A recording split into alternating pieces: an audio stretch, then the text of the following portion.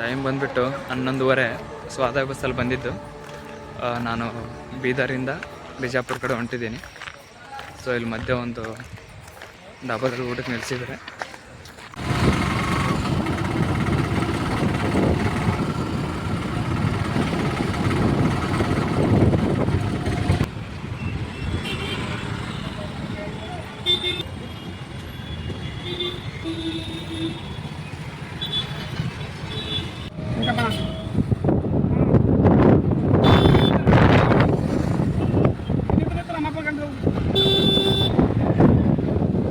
So ಬಿಜಾಪುರದ ಮತ್ತೊಂದು ವಾಸ್ತುಶಿಲ್ಪಕ್ಕೆ ಸ್ವಾಗತ. ಸೊ ಇದಕ್ಕೆಲ್ಲರೂ ದಕ್ಷಿಣ ಭಾರತದ ತಾಜ್ ಮಹಲ್ ಅಂತ ಕರೀತಾರೆ. ಇದು ನಿರ್ಮಾಣ ಆಗಿದ್ದು 1427ರಲ್ಲಿ. ಸೊ ಇದನ್ನು ನೋಡಿಕೊಂಡೆ ತಾಜ್ ಮಹಲ್ ಕಟ್ಟಿಸಿದ್ದಂತೆ. ಸೊ ಇದು ತಾಜ್ ಮಹಲ್ ಕಟ್ಟೋಕ್ಕೆ ಸ್ಫೂರ್ತಿಯಾಗಿದ್ದಂತೆ. ಸೊ ಅದು ಹೆಂಗಿದೆ ಒಂದ್ಸಲ ನೋಡಿ. ಸೊ ಇದ್ರ ಹೆಸರು ಇಬ್ರಾಹಿಂ ರೋಜಾ ಅಂತ ಕರೀತಾರೆ. ಇದನ್ನು 3ನೇ ಮೊಹಮ್ಮದ್ ಅಲಿ ಆದಿಲ್ ಶಾಹಿ ಕಟ್ಟಿಸಿದ್ದು. ಅವ್ರ ಹೆಂಡತಿಗೋಸ್ಕರ ಕಟ್ಸಿದಂತೆ ಇದನ್ನು ನೋಡಿ ಹೆಂಗಿದೆ. ಮುಂದ್ಗಡೆ ಒಂದು ಚಿಕ್ಕ ಗೋಪುರ ಇದೆ. ಆ ಕಡೆ ಈ ಕಡೆ 2 ಗುಂಬಸ್ಗಳಿದ್ದಾವೆ. ಮುಂದ್ಗಡೆ ಒಂದು ವಿಶಾಲವಾದ ಗಾರ್ಡನ್ ಇದೆ. ಬಟ್ ಬೇಸಿಗೆ ಅಲ್ವಾ, ಎಲ್ಲ ಹುಲ್ಲು ಒಣಗೋಗಿದೆ. ಇಬ್ರಾಹಿಂ ರೋಜಾನ ಇಬ್ರಾಹಿಂ ಆದಿಲ್ ಶಾ ಅನ್ನೋನು ತನ್ನ ಹೆಂಡತಿ ತಾಜ್ ಸುಲ್ತಾನ್ ಅಂತ ಇರ್ತಾಳೆ. ಅವಳು ಸತ್ತ ಮೇಲೆ ಅವಳು ಸಮಾಧಿಗಿರಲಿ ಅಂತ ಕಟ್ಟಿಸ್ತಾನಂತೆ. ಆದರೆ ಆ ರಾಣಿಗಿಂತ ಅಂದರೆ ಅವನ ಹೆಂಡತಿಗಿಂತ ಅವನೇ ಮುಂಚೆ ಸಾಯ್ತಾನೆ. ಸೊ ಅದಕ್ಕೋಸ್ಕರ ಅವನ್ನ ಇದ್ರೊಳಗೇನೆ ದಫನ್ ಮಾಡ್ತಾರೆ. ಅಂದರೆ ಇಲ್ಲೇ ಅವ್ನ ಸಮಾಧಿ ಇರೋದು. ಸೊ ಆ ಕಡೆ ಅವನ ಸಮಾಧಿ, ಈ ಕಡೆ ಅವನ ಹೆಂಡತಿ ಸಮಾಧಿ ಇದೆ. ಒಳಗಡೆ ಹೋಗಿ ನೋಡ್ಕೊಂಡು ಬರೋಣ ಬನ್ನಿ ಹೆಂಗಿದೆ ಅಂತ.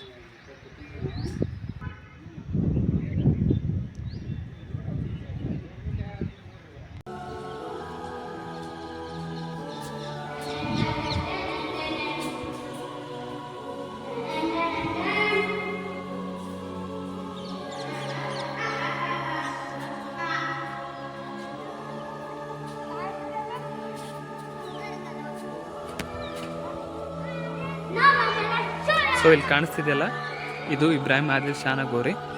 ಇದು ಅವನ ಹೆಂಡತಿ ತಾಜ್ ಸುಲ್ತಾನಳ ಗೋರಿ. ಸೊ ಆ ಗೋರಿಗೆ ಹೋಗ್ಬೇಕಂದ್ರೆ ಅಲ್ಲಿನೂ ಮೆಟ್ಲುಗಳಿದ್ದಾವೆ, ಅಲ್ಲಿಂದನೂ ಹೋಗ್ಬೋದು. ಅಥವಾ ಈ ಕಡೆನೂ ಮೆಟ್ಲುಗಳಿದ್ದಾವೆ, ಇಲ್ಲಿಂದನೂ ಹೋಗ್ಬೋದು.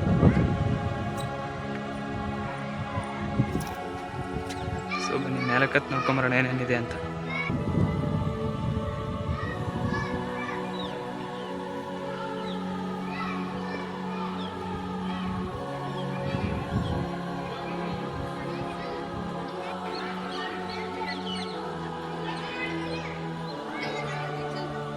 ಪ್ಲೇಸ್ ಕುರಿತು ಇತಿಹಾಸಕಾರರು ಏನು ಹೇಳ್ತಾರಂದರೆ, ಈ ಕಟ್ಟಡನ ಬ್ಲ್ಯಾಕ್ ಕಲ್ಲಿಂದ ಕಟ್ಟಿದ್ದಾರೆ.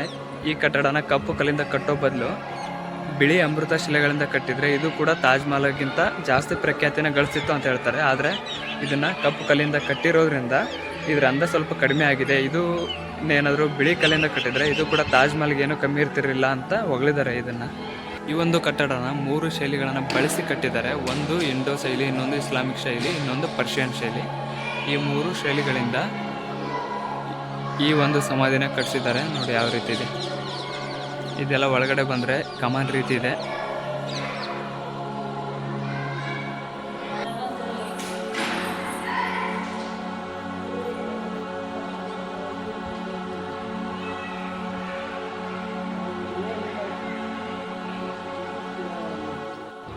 ಸೊ ಇದ್ರೊಳಗೆ ಸಮಾಧಿ ಇದೆ, ಅಲಿ ಆದಿಲ್ ಶಾಹಿಯ ಸಮಾಧಿ, ಇಬ್ರಾಹಿಂ ಆದಿಲ್ ಶಾಹಿನ ಸಮಾಧಿ. ಸೊ ಒಳಗೆ ಹೋಗಿ ನೋಡಂಬರ್ರಿ ಹೆಂಗಿದೆ ಆ ಸಮಾಧಿ ಅಂತ. ಸಮಾಧಿನ ಒಳ್ಳೆ ದೇವಸ್ಥಾನ ಥರ ಕಟ್ಟವ್ರೆ. ಸೊ ಇದ್ರೊಳಗೆ ಹೋದರೆ ಸಮಾಧಿ ಕಾಣಿಸುತ್ತೆ.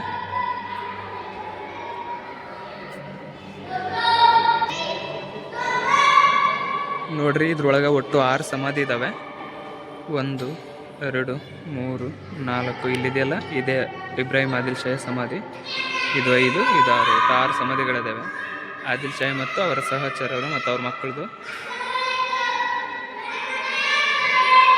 ಈ ಕಡೆಯಿಂದ ಹೊರಗೆ ಹೋಗ್ಬೋದು ಇಲ್ಲಿಂದ.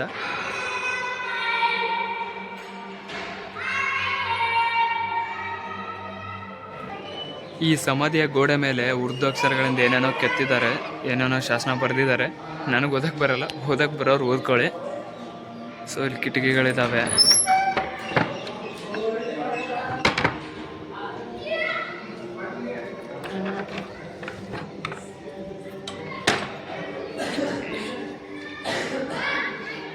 ಇದೊಂದು ಮುಚ್ಚಿಬಿಡೋಣ.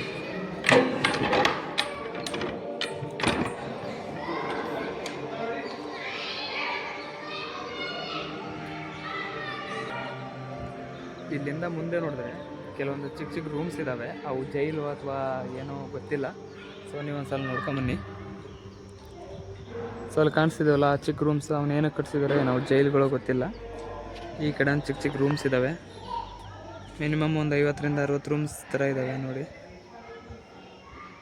ಸೊ ಆ ರೂಮ್ಗಳು ಏನಕ್ಕೆ ಕಟ್ಸಿದ್ದಾರೆ ಅಂತ ಗೊತ್ತಿಲ್ಲ, ಇಲ್ಲಿ ಯಾರು ಏನು ಹೇಳ್ತಿಲ್ಲ ಅದ್ರ ಬಗ್ಗೆ.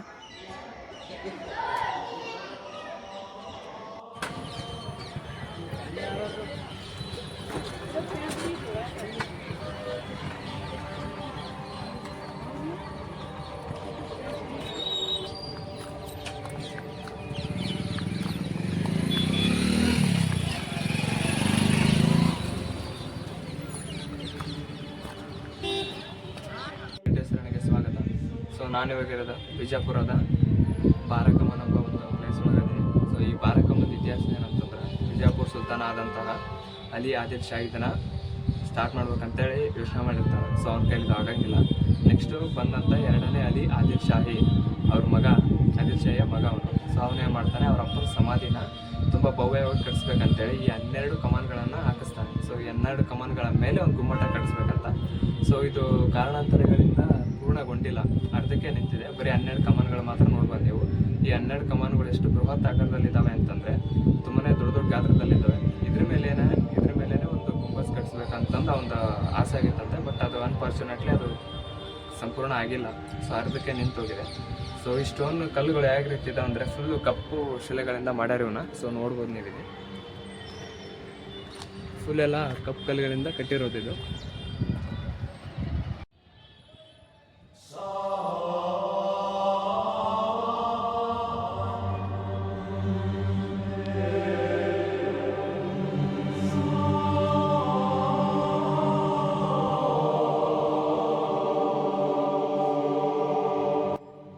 ನೀವೇನಂತಂದ್ರು ಇಲ್ಲಿಗೆ ಬರ್ಬೇಕಂದ್ರೆ ಬಿಜಾಪುರಕ್ಕೆ ಬಂದು ಬಿಜಾಪುರ ಬಸ್ ಸ್ಟ್ಯಾಂಡಿಂದ ಜಸ್ಟ್ ಒಂದು 500 ಮೀಟ್ರ್ ವಾಕಬಲ್ ಡಿಸ್ಟೆನ್ಸ್ ಇರೋದು. ಸೊ ನೀವು ಇಲ್ಲಿಗೆ ಬಂದು ಹೋಗ್ಬೋದು. ಸೊ ನೀವು ಬರ್ತೀನಿ ಅಂದ್ರೆ ಮಾರ್ನಿಂಗ್ ಟೈಮ್ ಬರೋದು ಬೆಟರು. ಯಾಕಂದರೆ ಇದನ್ನೆಲ್ಲ ಫುಲ್ಲು ಕಪ್ಪು ಶಿಲೆಗಳಿಂದ ಕಟ್ಟಿರೋದ್ರಿಂದ ಮಾರ್ನಿಂಗ್ ಸೂರ್ಯನ ಬೆಳಕಿಗೆ ತುಂಬಾ ಚೆನ್ನಾಗಿ ಕಾಣಿಸುತ್ತೆ, ತುಂಬ ಹೊಳಿತಿದೆ, ಗೋಲ್ಡನ್ ಶೇಪ್ ಕಾಣುತ್ತೆ ಕಲ್ಲುಗಳೆಲ್ಲ. ಸೊ ನೋಡ್ಬೋದು ನೀವು ಇಲ್ಲಿ ಹಿಂದ್ಗಡೆ. ಸೊ ಸೂರ್ಯನ ಬೆಳಕಿಗೆ ಅದು ಗೋಲ್ಡನ್ ಶೇಪ್ ಆಗುತ್ತೆ ಕಲ್ಲು, ತುಂಬ ಚೆನ್ನಾಗಿದೆ. ಒಟ್ಟು 12 ಕಮಾನ್ಗಳಿವೆ ಅಂತ, ಬನ್ನಿ ಎಣ್ಸ್ಕೊಂಬರೋಣ ಇದಾವ ಇಲ್ಲ ಅಂತ. ಇಲ್ಲಿ ಕಾಣಿಸ್ತಿದೆಯಲ್ಲ, ಇದು 1, ಇದು 2, ಈ ಕಡೆ ಬನ್ನಿ. ಸೊ ಇದು 3, ಈ ಕಡೆ ಮೂಲೆಯಲ್ಲಿದೆಯಲ್ಲ 4. ಹಂಗೆ ಈ ಕಡೆ ಬಂದರೆ ಅಲ್ಲೊಂದು ಕಾಣಿಸ್ತಿದೆಯಲ್ಲ 5, ಇಲ್ಲಿ ನೋಡಿ ಇಲ್ಲೊಂದು ಕಾಣಿಸ್ತಿದೆ 6, ಮತ್ತು ಈ ಕಡೆ 7, ಇಲ್ಲಿ ಮುಂದೆ ಒಂದಿದೆ, ಇಲ್ಲೊಂದಿದೆ ನೋಡಿ 8, ಆ ಕಡೆ ಒಂದಿದೆ 9. ಸೊ ಇದು ಒಂದು 10, ಆ ಕಡೆ ಲಾಸ್ಟ್ ಎಡ್ಜ್ ಮೂಲೆಯಲ್ಲಿ ಒಂದು ಕಾಣ್ತಿದೆಯಲ್ಲ 11. ಮುಂದೆ ಹೋಗೋಣ ಬನ್ನಿ. 11 ಆಯಿತು. ಸೊ ಇನ್ನು 1 ಇಲ್ಲಿದೆ ನೋಡಿ, ಅಲ್ಲಿ ಕಾಣಿಸ್ತಿದೆಯಲ್ಲ ಮೂಲೆಯಲ್ಲಿ ಲಾಸ್ಟ್, ಅದೊಂದು 12. ಒಟ್ಟು 12 ಕಮಾನ್ಗಳಿದ್ದಾವೆ. ಸೊ ಆವಾಗಲೇ ಹೇಳಿದ್ನಲ್ಲ, ಎರಡನೇ ಆದಿಲ್ ಶಾಹಿಯ ಸಮಾಧಿ ಅಂತ ಇದೆ ನೋಡಿ. ಇದೇ ಎರಡನೇ ಅಲಿ ಆದಿಲ್ ಶಾಹಿ ಸಮಾಧಿ. ಈ ಸಮಾಧಿ ಮೇಲೇ ಬೃಹತ್ ಗುಂಬಜ್ ಕಟ್ಸ್ಬೇಕಂತಾನೆ ಬಾರಾ ಕಮಾನನ್ನು ಕಟ್ಸಿದ್ದು. ಬಟ್ ಅನ್ಫಾರ್ಚುನೇಟ್ಲಿ ಇದು ನಿಂತೋಯ್ತು. ಇದು ಅಲಿ ಆದಿಲ್ ಶಾಹಿ ಅಂದರೆ ಈ ಗುಂಬಜನ್ನು ಕಟ್ಸಿದ್ನಲ್ಲ ಎರಡನೇ ಆದಿಲ್ ಶಾಹಿ ಅವರ ಅಪ್ಪಂದು. ಸೊ ಆ ಕಡೆ ಅಲ್ಲಿ ಒಂದು ಚಿಕ್ಕ ಸಮಾಧಿ ಕಾಣಿಸ್ತಿದೆಯಲ್ಲ, ಅದು ಈ ಎರಡನೇ ಅಲಿ ಆದಿಲ್ ಶಾಹಿಯ ಹೆಂಡ್ತಿದು, ಅವರ ಹೆಂಡ್ತಿ ಸಮಾಧಿ. ಇವು ಮುಂದೂಲೆಲ್ಲ ಅವರ ಸಂಬಂಧಿಕರ ಸಮಾಧಿ ಅನಿಸುತ್ತೆ.